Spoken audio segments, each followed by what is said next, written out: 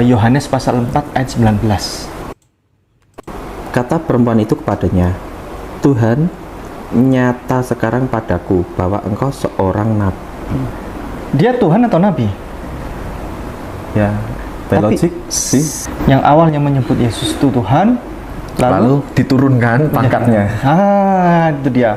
Tapi Bapak buka di Yohanes pasal 4 ayat 19. Yang ini Pak, Bible yang tahun 2023 terbaru. Kata perempuan itu kepadanya, Tuhan, nyata sekarang padaku bahwa engkau nabi. Wow. Saya akan berpikiran positif, mungkin saat itu tipe, Pak. Tipe? Ya, saya kan berpikiran positif aja, saya nggak mau ngejudge. Tipe berubah menjadi suatu keyakinan, itu yang dimaksud. Tuh kok, jadi bagaimana kamu menjelaskan yang katanya dulu Tuhan jadi Tuan? Nah, itu gimana? Kan harusnya Tuan, begitu ya. Jadi gini ya, buat Anda yang ngomong ngotot-ngotot pakai kata Tuan, saya ngomong sekali lagi nih orang Kristen ya. Orang Kristen, jangan Anda mau disusupin cara pikir Muslim ya. Kalau Anda mendengar argumen mereka kayak begitu, kasih tahu sama mereka. Kamu tahu nggak kata Tuan atau kata Tuan itu berasal dari kata kurios, dan kurios itu memang diartikan Lord, Sir, ya, atau dalam bahasa Indonesia katakanlah Tuan. Itu adalah kata yang juga dipakai untuk menerjemahkan Tuhan. Sebagai contoh 1 Samuel 3 ayat 9, ya. Ini di Perjanjian Lama. Orang Yahudi, ini yang orang bilang kitabnya orang Yahudi itu. Samuel itu bilang kepada, Eli bilang kepada Samuel, kalau Tuhan bicara, kamu bilang begini, bicaralah Tuhan sebab hambamu mendengar. Di dalam Septuaginta, terjemahan bahasa Yunani terhadap bagian ini, menggunakan apa? Menggunakan kata yang dipakai atau kata yang digunakan di dalam bagian ini adalah kurie atau kurios. Ini ya, misalnya teman-teman ya, kai epen anastreve, kateudo teknon kai estai ean kalen, ya, kaleses sekai hereis, lalei kurie, kurie, atau kata kurie ini adalah harusnya kurios. Teman-teman, kata kurios itu digunakan untuk menerjemahkan Tuhan. Menerjemahkan Tuhan. Jadi kalau misalnya Anda bilang, oh, itu harusnya Tuhan, mainmu kurang jauh, bro. Karena memang itu dipakai untuk menerjemahkan Tuhan juga.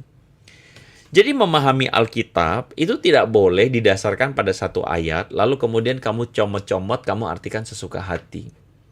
Jadi memahami Alkitab harus melalui konsep keseluruhan, yaitu apa kata Yesus tentang dirinya sendiri. Itu namanya tota scriptura, ya. Dan Yesus ngomong tentang dirinya sendiri, bahwa Yesus itu misalnya mengatakan bahwa dia itu adalah anak manusia dan Tuhan atas hari Sabat. Tuhan atas hari Sabat.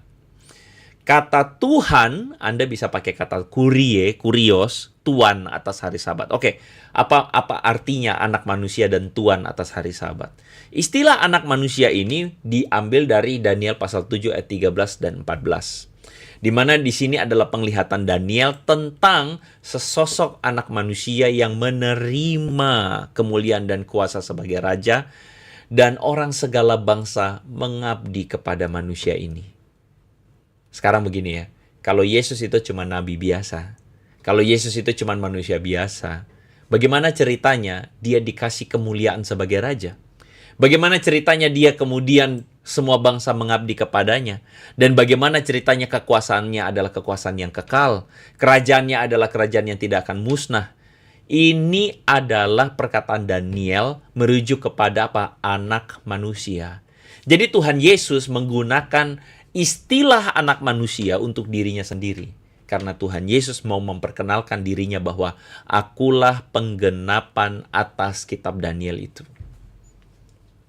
Gitu cara pahamnya, ya. Begitu cara pahamnya. Dan ketika dibilang istilah Tuhan atas hari Sabat atau Tuhan katakanlah atas hari Sabat, Tuhan Yesus itu bicara kepada orang-orang Yahudi yang saat itu mempersoalkan bahwa murid-muridnya memetik gandum pada hari Sabat. Lalu kemudian murid-murid itu orang ahli Farisi dan orang Farisi dan ahli Taurat itu kemudian mempersoalkan, kenapa sih kalian melanggar hari Sabat? Lalu Yesus bilang, aku nih anak manusia yang di Daniel tadi itu, yang dinubuatkan Daniel, aku adalah kurios atas hari Sabat. Atau kalau kalian mau pakai kata, aku adalah Tuan sebagai atas hari Sabat.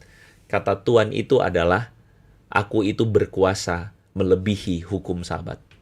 Aku itu melebihi hukum Sabat. Dan yang melebihi hukum Sabat adalah Tuhan itu sendiri. Jadi ketika Yesus ngomong begitu, Yesus lagi menyebut dirinya sebagai Tuhan. Sekali lagi saya tidak akan bosan-bosan ngomong ayat ini. Oh, di mana tuh Yesus ngomong dirinya adalah Tuhan? Kita sebagai manusia yang hidup 2000 tahun sesudah kejadian atau peristiwa Yesus, nggak usah sotoy. Tahu artinya nggak usah sotoy? Nggak usah sotoy itu artinya begini, nggak usah banyak cakap, tapi otak kosong. Ya, banyak cakap otak kosong, kita tidak paham apa yang Tuhan Yesus ngomong. Karena apa? Karena budayanya sudah terlampau jauh. Tapi kita akhirnya bisa mengerti dari yang menjadi respon orang-orang Farisi dan ahli Taurat. Ketika apa? Ketika mereka mau melempar Tuhan Yesus. Mereka mau melempar Tuhan Yesus, Tuhan Yesus tanya, kenapa kamu mau melempar aku? Mereka bilang, bukan karena pekerjaan baik kami mau lempar engkau, melainkan karena engkau menghujat Allah. Nah, perhatikan, karena engkau meskipun cuma manusia, karena mereka melihat Yesus itu dalam tubuh manusia, engkau itu menyamakan dirimu dengan Allah. Bagaimana ceritanya nabi biasa menyamakan diri dengan Allah? Itu bagaimana ceritanya? Ya. Nah, jadi teman-teman, dari sini saja kita sudah mampu melihat bahwa Yesus itu mengaku dan bersikap sebagai Tuhan.